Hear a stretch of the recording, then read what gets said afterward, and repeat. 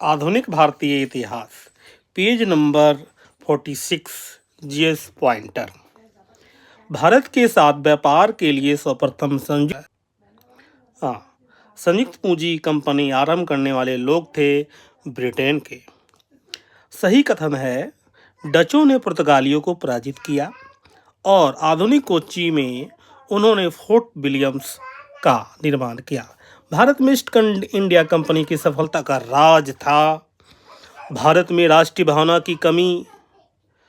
Company की सेना को पश्चिमी प्रशिक्षण मिला था, उनके पास आधुनिक हथियार थे। भारतीय सैनिकों में राष्ट्रीय भावना का भाव था, जिसके फलस्वरूप कोई जो उन्हें अच्छा वेतन दे अपनी सेवा में लगा सकता था। ब्रिटिश कंपनियों में से भारत में व्यापार करने का पहला अधिकार पत्र प्राप्त हुआ था। किस कंपनी को? तो लिवेंट कंपनी को। लंदन में ब्रिटिश ईस्ट इंडिया कंपनी के गठन के समय भारत का बादशाह था अकबर। वह मुगल सम्राट जिसके शासनकाल में इंग्लिश ईस्ट इंडिया कंपनी के भारत में सर्वप्रथम कारखाना स्थापित किया, वो जहांगीर।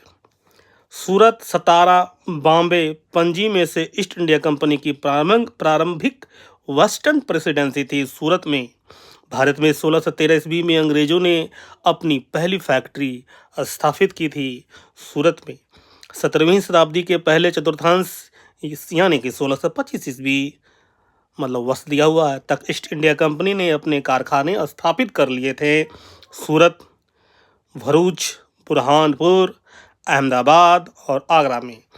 वह अंग्रेज अधिकारी जिसने पुर्तगालियों को स्वाली के स्थान पर हराया था, तो वो था थॉमस बेस्ट ने यूरोपीय व्यापारी कंपनियों में से सूरत में सर्वप्रथम अपना कारखाना स्थापित किया था। अंग्रेजों ने ईस्ट इंडिया कंपनी के प्रारंभिक दौर में वेस्टर्न प्रेसिडेंसी थी सूरत में और ब्रिटिश ईस्ट इंडिया कंपनी ने बम्बई लिया था। पुर्तगालियों से अवध के नवाब सादत अली ने प्रयागराज यानी कि इलाहाबाद पहले जो कहा जाता था का किला अंग्रेजों को सौंप दिया था। 1797 ईस्वी में अवध के नवाब सादत अली ने प्रयागराज यानी कि इलाहाबाद का किला अंग्रेजों को सौंप दिया था 1797 ईस्वी में। ईस्ट इंडिया कंपनी का गवर्नर जिसे औरंगजेब द्वारा भारत से निष्कासित किया गया, सर जॉन चाइल्ड।